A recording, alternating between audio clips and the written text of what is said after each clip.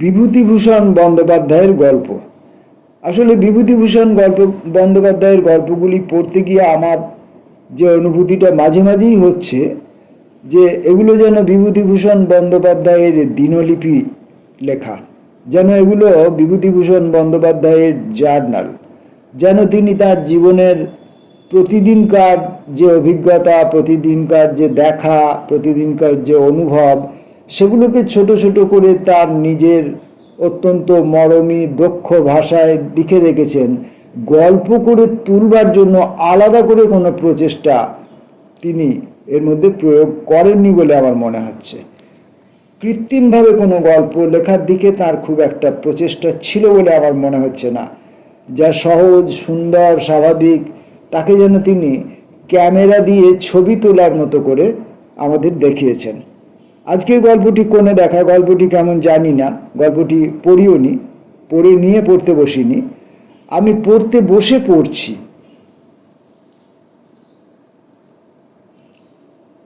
সকালবেলা বৈঠকখানার গাছপালার হাটে ঘুরছিলাম। গত মাসে হাটে কতকগুলি গোলাপের কলম কিনেছিলাম, তাদের মধ্যে বেশিরভাগ পোকা লেগে নষ্ট হয়ে গেছে। নার্সারির লোক আমার জানাশুনো, তাদের বললাম, কীরকম কলম দিয়েছিল হে, সে যে টবে বসাতে দেরি সইল না। তাছাড়া আব্দুল কাদের বলে বিক্রি করলে এখন সবাই বলছে আব্দুল কাদের নয়, অন্তত মামুলি জাতের টি রোজ। তাছাড়া আব্দুল কাদের বলে বিক্রি করলে, মানে গাছটা, গোলাপ গাছটার, গোলাপ ফুলটার যে নাম আব্দুল কাদের, তাছাড়া আব্দুল কাদের বলে বিক্রি করলে এখন সবাই বলছে আব্দুল কাদের নয়, অত্যন্ত মামুলি জাতের টি রোজ। ব্যাপার কি তোমাদের? নার্সারির পুরনো লোকটাই আজ আছে, সেদিনে ছিল না, তাই ঠকেছিলাম। এই লোকটা খুব অপ্রতিভ হলো। বলল, বাবু, এই হয়েছে কি জানেন, বাগানের মালিকেরা আজকাল আছেন কলকাতায়।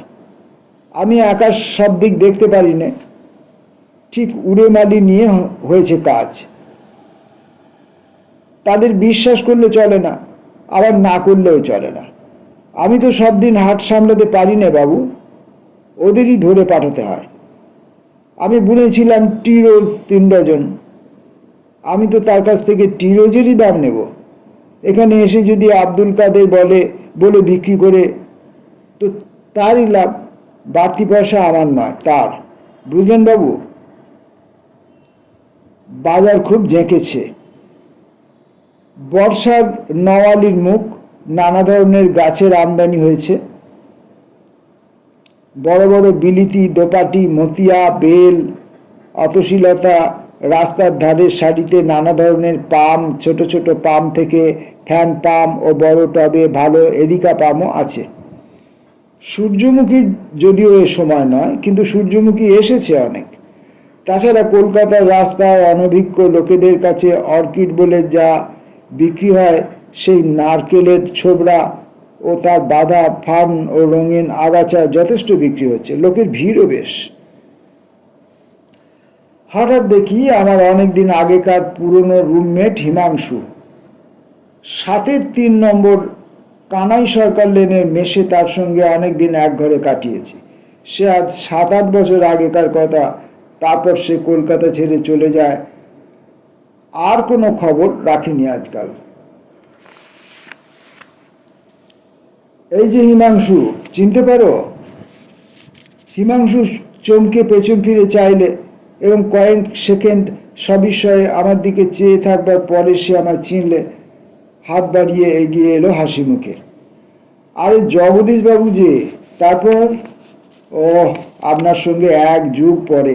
ও, তারপর কেমন আছেন বলুন? আমি বললাম, তোমার গাছপালার শখ দেখছি আছে এখনো হিমাংশু? সেই মনে আছে দুজনে কতদিন এখানে হাটে আসতাম? হিমাংশু এসে বললে, তার মনে নেই? সেই আপনি দার্জিলিংয়ের লিলি কিনলেন। আপনার তো খুব শখ ছিল লিলির, এখনো আছে? আসুন আসুন, অন্য কোথাও গিয়ে একটু বসি। ওই মেসটার কোনো খবর আর রাখেন নাকি? আচ্ছা, সেই অনাদিবাবু কোথায় গেল, খোঁজ রাখেন? আর সেই যে মেয়েটি স্টোভ জ্বালাতে গিয়ে হাত পা পুড়িয়ে ফেললে, মনে আছে? তার বিয়ে হয়েছে? দুজনে গিয়ে একটা চায়ের দোকানে বসলাম। এ গল্প ও গল্প, নানা পুরনো দিনের কথা। তার কথাবার্তার ভাবে বুঝলাম সে কলকাতায় এসেছে অনেকদিন পরে। জিজ্ঞেস করলাম, আজকাল কোথায় থাকো হিমাংশু? সে বললে, বিএনআরের একটি স্টেশনে বুকিং ক্লার্ক ছিলাম। টাটানগরের ওদিকে কিছুদিন থাকার পর দেখলাম জায়গাটার মাটিতে ভারী চমৎকার ফুল জন্মায়, জমিও সস্তা। সেখানেই এখন আছি, ফুলের বাগান করছি। তুমি তো জানো বাগানের শখ আমার চিরকাল, কিন্তু চাষবাসের জমি নিয়েছি, তাতেই চলে যায়। কিন্তু সেসব কথা থাক, আজ এখন একটা গল্প করি, শোনো। গল্পের মতো শোনাবে, কিন্তু আসলে সত্যি ঘটনা। আর আশ্চর্য, এই 10 বছর আগে যখন তোমাদের মেসে থাকতাম তখন এই গল্পের শুরু, এবং এর সমাপ্তি ঘটেছে গতকাল। আমি বললাম, ব্যাপার কি? তোমার কথা শুনে মনে হচ্ছে নিশ্চয়ই প্রেমের কাহিনী জড়ানো আছে এর সঙ্গে, বলো বলো। সে বললে, না সেসব নয়, অন্য এক ব্যাপার। কিন্তু আমার পক্ষে কোনো প্রণয় কাহিনীর চেয়েও তা কম মধুর নয়। শোনো বলি। আচ্ছা, তোমার মনে আছে মেসে থাকতে আমি একটা এরিকা পাম কিনেছিলাম, আমাদের ঘরের সামনে টবে বসানো ছিল, মনে আছে? আচ্ছা, তাহলে শোনো। তারপর আধ ঘন্টা বসে হিমাংশু তার গল্পটা বলে গেল। আমরা আরো দুবার চা খেলাম, এক বাক্স সিগারেট পোড়ালাম। বউবাজারের মোড়ে গির্জার ঘড়িটায় 9:30 বাজলো। তখন হিমাংশু গল্প শেষ করে বিদায় নিয়ে চলে গেল। তার গল্পটা আমি আমার নিজের কথায় বলবো, কেননা হিমাংশু সম্বন্ধে কিছু জানা থাকা দরকার। গল্পটা ঠিক বুঝতে হলে সেটা আমাকে গোড়াতেই বলে দিতে হবে। হিমাংশু যখন আমার সঙ্গে থাকতো তখন তার চালচলন দেখলে মনে হবার কথা নয় যে সে বেশ অবস্থাপন্ন ঘরের ছেলে। সে যে আহার বিহার বা বেশভূষায় খুব বেশি শৌখিন ছিল তা নয়। তার শখ ছিল নানা ধরনের, এবং এই শখের পেছনে সে পয়সা ব্যয় করত নিতান্ত বেআন্দাজি। তার প্রধান শখ ছিল গাছপালা ও ফুলের। আমার ফুলের শখটা হিমাংশুর কাছ থেকেই পাওয়া, একথা বলতে গেলে আমার কোনো লজ্জা নেই। কারণ যত তুচ্ছ, যত অকিঞ্চিতকর জিনিসই হোক না কেন, যেখানে সত্যি কোনো আগ্রহ বা ভালোবাসার সন্ধান পাওয়া যায় তাকে শ্রদ্ধা না করে পারা যায় না। হিমাংশুর গাছপালার উপর ভালোবাসা ছিল সত্যিকার জিনিস। সে ভালো খেত না, ভালো কাপড় জামা কখনো দেখিনি তার গায়ে, কিন্তু ও ধরনের সুখ স্বাচ্ছন্দ্য তার কাম্য ছিল না। তার পয়সার সচ্ছলতা ছিল না কখনো, টিউশনি করে দিন চালাতো, তাও আবার সবসময় জুটত না। তখন বন্ধু বান্ধবদের কাছে ধার করত। যখন ধারও মিলত না তখন দিন কতক চন্দননগরে এক মাসির বাড়ি গিয়ে মাসখানেক মাস দুই কাটিয়ে আসত। কিন্তু পয়সা হাতে হলে কাপড় জামা না কিনুক, খাওয়া দাওয়ায় ব্যয় করুক না করুক, ভালো গাছপালা দেখলেই কিনবে। মেসে আমাদের ঘরের সামনে ছোট একটা অপরিসর বারান্দাতে সে তার গাছপালার টবগুলো রাখত। গোলাপের উপর তার তত ঝোঁক ছিল না। সে ভালোবাসত নানা জাতীয় পাম, আর ভালোবাসত দেশি বিদেশি লতা, উইস্টারিয়া, অতসী, মাধবীলতা, বোগেনভিলিয়া ইত্যাদি। কত পয়সাই যে এদের পিছনে খরচ করেছে। সকালে উঠে ওর কাজই ছিল গাছের পাট করতে বসা। শুকনো ডালপালা ভেঙে দিচ্ছে, গাছ ছেঁটে দিচ্ছে, এ টবের মাটি ও টবে ঢালছে, পুরনো টব ফেলে দিয়ে নতুন টবে গাছ বসাচ্ছে, মাটি বদলাচ্ছে, আবার মাঝে মাঝে মাটির সঙ্গে নানা রকমের সার মিশিয়ে পরীক্ষা করছে। এসব সম্বন্ধে ইংরেজি বাংলা নানা বই কিন্তু একবার কি একটা উপায়ে ও একই লতায় নীল কলমি ও সাদা কলমি ফোটালে। ভায়োলেটের ছিট ছিট দেওয়া অতসী অনেক কষ্টে তৈরি করলে। বেগুনি রঙের ক্রাইসেনথিমামের জন্য অনেক পরিশ্রম ও অর্থ ব্যয় করেছিল, সুবিধা হয়নি। তাছাড়া ও ধরনের মানুষ আমি খুব বেশি দেখিনি, যে একটা খেয়াল বা শখের পেছনে সমস্ত মন প্রাণ ঢেলে দিতে পারে। মানুষের মনের শক্তির সে একটা বড় পরিচয়। হিমাংশু বলতো, সেদিন একটা পাড়া গায়ে একজনদের বাড়ি গিয়েছি, বুঝলেন, তাদের গোলার কাছে 3 বছরের পুরনো নারকেল গাছ হয়ে আছে। সে যে কি সুন্দর দেখাচ্ছে, একটা প্রকাণ্ড তাজা সতেজ সবুজ পাম। সমুদ্রের ধারে নাকি নারকেলের বনে আছে। পামের সৌন্দর্য দেখতে হলে যেখানে যেতে হয়। একবার সে একটা এরিকা পাম কিনে আনলে, খুব ছোট নয়, মাঝারি গোছের মাটির টবে বসানো, কিন্তু এমন সুন্দর, এমন সতেজ গাছ বাজারে সাধারণত দেখা যায় না। সে সন্ধান করে করে দমদমায় কোনো বাগানের মালিকে ঘুষ দিয়ে সেখান থেকে কেনে। কলকাতার মেষের বারান্দায় গাছ বাঁচিয়ে রাখা যে কত শক্ত কাজ, তা যাদের অভিজ্ঞতা আছে তারা সহজেই বুঝতে পারবেন। গভীর মরুভূমিতে গাছ বাঁচিয়ে রাখা এর চেয়ে সহজ। একবার সে আর আমি দিন 20-22-এর জন্য কলকাতায় বাইরে যাই। চাকরকে আগাম পয়সা পর্যন্ত হিমাংশু দিয়ে গেল গাছে জল দেওয়ার জন্য। ফিরে এসে দেখা গেল 6-7টা পাম গাছ শুকিয়ে পাকা হয়ে গেছে। সকালে বিকালে হিমাংশু বালতি বালতি জল টানত একতলা থেকে তেতলায় টবে দেবার জন্য। গাছ বাড়ছে না কেন, এর কারণ অনুসন্ধান করতে তার উদ্যোগের অস্ত্র ছিল না। অন্য সব গাছের চেয়ে কিন্তু এরিক পাম গাছটার উপর তার মায়া ছিল বেশি। তার খাতা ছিল, তাতে লেখা থাকতো কোন কোন মাসে কত তারিখে গাছটা নতুন ডাল ছাড়লে। গাছটা হয়ে পড়লো প্রকাণ্ড। মাটির টব বদলে তাকে পিঁপে কাটা কাঠের টবে বসাতে হলো। মেষের বারান্দা থেকে নামিয়ে একতলায় উঠোনে বসাতে হলো। এসবে লাগলো বছর 5-6। সেবার বাড়িওয়ালার সঙ্গে বনিবনাও না হতে আমাদের বেশ ভেঙে গেল। দুজনে আবার একত্র থাকবার সুবিধে হলো না। আমি চলে গেলাম ভবানীপুর, হিমাংশু গিয়ে উঠল শ্যামবাজারে আর একটা মেশে। একদিন আমায় এসে বিমর্ষ মুখে বললে, কি করি জগদীশবাবু, ও মেশে আমার টবগুলো রাখার জায়গা হচ্ছে না। অন্য অন্য টবের না হয় কিনারা করতে পারি, কিন্তু সেই এরিক পামটা সেখানে রাখা একেবারে অসম্ভব। একটা পরামর্শ দিতে পারেন? অনেকগুলো মেষ দেখলাম, অত বড় গাছ রাখবার সুবিধে কোথাও হয় না, আর টানাটানি খরচাও তো বড় বেশি। আমি তাকে কোনো পরামর্শ দিতে পারিনি, বা তারপর থেকে আমার সঙ্গে আজকার দিনটি ছাড়া আর কোনোদিন দেখাও হয়নি। বাকিটা হিমাংশুর মুখে আজই শুনেছি। কোনো উপায় না দেখে হিমাংশু শেষে কোনো বন্ধুর পরামর্শে ধর্মতলায় এক নিলামওয়ালার কাছে এরিক পামের টবটা রেখে দেয়। রোজ একবার করে গিয়ে দেখে আসতো খদ্দের পাওয়া গেল কিনা।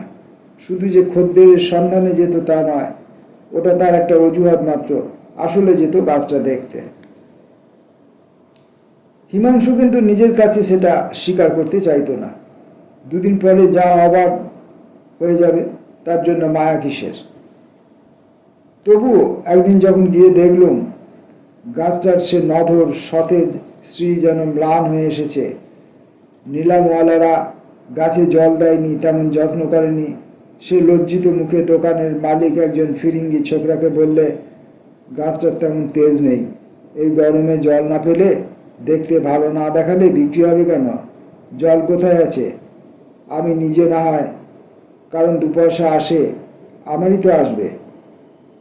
তারপর থেকে যেন পয়সার জন্যই করেছে। এই অছিলায় রোজ বিকেলে নিলামওয়ালার দোকানে গিয়ে গাছে জল দিত। এক একদিন দেখতো দোকানদারের চাকরেরা আগে থেকেই জল দিয়েছে। রোজ নিলামের ডাকের সময় সে সেখানে উপস্থিত থাকতো। তার গাছটার দিকে কেউ চেয়েও দেখে না। লোকে চেয়ার, টেবিল, সোফা, আলমারি কিনছে, ভাঙা পুরনো ক্লক, ঘড়ি পর্যন্ত বিক্রি হয়ে গেল। কিছু গাছের শখ খুব বেশি লোকের নেই, গাছটা আর বিক্রি হয় না। একদিন নিলামওয়ালা বললে, বাবু, গাছটার তো সুবিধে হচ্ছে না, তুমি নিয়ে যাবে ফেরত? কিন্তু ফেরত নিয়ে গিয়ে তার রাখবার জায়গা নেই। থাকলে এখানে সে বিক্রির জন্য দিয়েই বা যাবে কেন?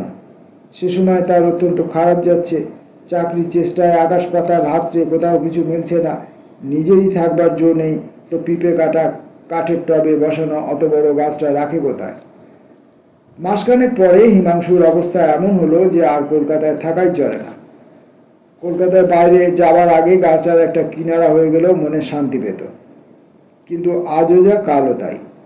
নিলামওয়ালাকে কমিশনের রেট আরও বাড়িয়ে দিতে হয়েছে গাছটা রাখবার জন্যে, নইলে সে দোকানে রাখতে চায় না। কিন্তু হিমাংশুর দুর্ভাবনা এই যে ও কলকাতা ছেড়ে চলে গেলে গাছটার আর যত্ন হবে না। নিলামওয়ালার দায় পড়েছে, কোথাকার একটা এরিক পাম গাছ বাঁচলো কি মূলো অত তদারক করবার তার গরজ নেই। কিন্তু শেষে বাধ্য হয়ে কলকাতা ছাড়তে হলো হিমাংশুকে। অনেকদিন পরে সে আবার এলো কলকাতায়। নীলামওয়ালার দোকানে গিয়ে গেল গাছটা দেখতে। গাছটা নেই, বিক্রি হয়ে গিয়েছে 7.5 টাকায়। কমিশন বাদ দিয়ে হিমাংশুর বিশেষ কিছু রইল না, কিন্তু টাকার জন্য ওর তত দুঃখ নেই। এতদিন পরে সত্যি সত্যিই গাছটা পরের হয়ে গেল। তার প্রবল আগ্রহ হলো গাছটা সে দেখে আসে। নিলামওয়ালা সাহেব প্রথমে ঠিকানা দিতে রাজি নয়, নানা আপত্তি তুললে বহু কষ্টে তাকে বুঝিয়ে ঠিকানা জোগাড় করলে। সার্কুলার রোডের এক সাহেবের বাড়িতে গাছটা বিক্রি হয়েছে। হিমাংশু পরদিন সকালে গেল সেখানে। সার্কুলার রোডের ধারেই বাড়ি, ছোট গেটওয়ালা কম্পাউন্ড, উঠোনের একধারে একটা বাতাবি লেবু গাছ, গেটের কাছে একটা চারা পাকু গাছ। সাহেবের গাছপালার শখ আছে, পাম অনেক রকম রেখেছে, তার মধ্যে ওর পামটাই সকলের বড়। হিমাংশু বলে সে 1000টা পামের মধ্যে নিজেরটা চিনে নিতে পারে। কম্পাউন্ডে ঢোকবার দরকার হলো না, রাস্তার ফুটপাথ থেকেই বেশ দেখা যায়। বারান্দায় উঠবার পৈটার ধারেই তার পিঁপে কাটার টব শুদ্ধ পাম গাছটা বসানো রয়েছে। গাছের চেহারা ভালো, তবে তার কাছে থাকবার সময় আরও বেশি সতেজ, আরও বেশি সবুজ ছিল। হিমাংশুর মনে পড়ল এই গাছটার কবে কোন ডাল গজালো, তার খাতায় নোট করা থাকতো। ও বলতে পারে প্রত্যেকটি ডালের জন্ম কাহিনী। একদিন তাই ওর মনে ভারী কষ্ট হলো। সেদিন দেখলে সাহেবের মালি নিচের দিকে ডালপালা সব কেটে দিয়েছে। মালিকে ডাকিয়ে বললে, ডালগুলো ওরকম কেটেছো কেন? মালিটা ভালো মানুষ, বললে, আমি কাটিনি বাবু। সাহেব বলে দিল, নিচের ডাল না কাটলে ওপরের কচি ডাল জোর পাবে না। বলে, টবের গাছ না হলে ও ডালগুলো আপনা থেকেই খসে পড়ে যেত। হিমাংশু বললে, তোমার সাহেব কিছু জানে না, যা ঝরে যাবার তা তো গিয়েছে। অত বড় গুঁড়িটা বার হয়েছে, তবে কি করে? আর ভেবো না। বছর 3-4 কেটে গেল। হিমাংশু গাছের কথা ভুলেছে। সে গালুডি না ঘাটশিলার ওদিকে কোথাও জমি নিয়ে বসবাস করে ফেলেছে ইতিমধ্যে। গাছপালার মধ্য দিয়েই ভগবান তার উপজীবিকার উপায় করে দিলেন। এখানে হিমাংশু ফুলের চাষ আরম্ভ করে দিলে সুবর্ণরেখার তীরে। মাটির দেওয়াল তুলে খড়ের বাংলো বাঁধলে, একদিকে দূরে অনুচ্চ পাহাড়, নিকটে দূরে শালবন, কাঁকড় মাটির লাল রাস্তা, অপূর্ব সূর্যোদয় ও সূর্যাস্ত। ফুলের চাষে সে উন্নতি করে ফেললে খুব শীঘ্রই। ফুলের চেয়েও বেশি উন্নত করেছে চীনা ঘাস ও ল্যাভেন্ডার ঘাসের চাষে। এই জীবনই তার চিরদিনের কাম্য ছিল। ও জায়গা ছেড়ে ও শহরে আসতে ইচ্ছেও হতো না। বছর 2 কাটলো আরও। ইতিমধ্যেই সে বিবাহ করেছে, সস্ত্রীক ওখানেই থাকে। আজ 3 দিন হলো সে কলকাতায় এসেছে, প্রায় 5-6 বছর পরে। কাজকর্ম সেরে কেমন একটা ইচ্ছে হলো তার। ভাবলে, দেখি তো সেই সাহেবের বাড়িতে আমার সেই গাছটা আছে কি না। বাড়িটা চিনে নিতে কষ্ট হলো না, কিন্তু অবাক হয়ে গেল। বাড়ির সে স্ত্রী আর নেই। বাড়িটাতে বোধহয় মানুষ বাস করেনি বছর 2 কি তার বেশি। উঠোনে বন হয়ে গিয়েছে, পৈটেগুলো ভাঙা, বাতাবি লেবু গাছে মাকড়সার জাল, বারান্দার রেলিং খসে পড়েছে। আর সেই এরিক পামটা আছে, কিন্তু কি চেহারাই হয়েছে। আরও বড় হয়েছে বটে, কিন্তু সে তেজ নেই, নেই সেই স্ত্রী। নিচের ডালপালা শুকিয়ে পাকা হয়ে আছে, ধুলো আর মাকড়সার জালে ভর্তি, যায় যায় অবস্থা। টবও বদলানো হয়নি আর। হিমাংশু বললে, ভাই, সত্যি সত্যি তোমায় বলছি, গাছটা যেন আমায় চিনতে পারলে। আমার মনে হলো ও যেন বলছে, আমায় এখান থেকে নিয়ে যাও, আমি তোমার কাছে গেলে হয়তো এখনো বাঁচবো, ছেড়ে যেও না, এবার আমায় বাঁচাও। রাত্রে হিমাংশুর ভালো ঘুম হলো না। আবার সার্কুলার রোডে গেল। সন্ধান নিয়ে জানলে সাহেব মারা গিয়েছে। বুড়ি মেম আছে ইলিয়ট রোডে। পয়সার অভাবে বাড়ি সারাতে পারে না, তাই ভাড়াও হচ্ছে না। এই বাজারে ভাঙা বাড়ি কেনার খদ্দেরও নেই। মেমকে টাকা দিয়ে গাছটাও কিনে নিলে। এখনো সার্কুলার রোডের বাড়িটাতেই আছে। কাল ও গালুডিতে ফিরে যাবে, গাছটাকে সঙ্গে নিয়ে যাচ্ছে। বিদায় নেবার সময় হিমাংশু বললে, বৈঠকখানা বাজারে এসেছিলাম কেন জানো? আমার স্বাদ হয়েছে ওর বিয়ে দেব, তাই একটা ছোটোখাটো অল্প বয়সের দেখতে ভালো পাম খুঁজছিলাম। হি হি, পাগল নয় হে, পাগল নয়, ভালোবাসার জিনিস হতো তো বুঝতে।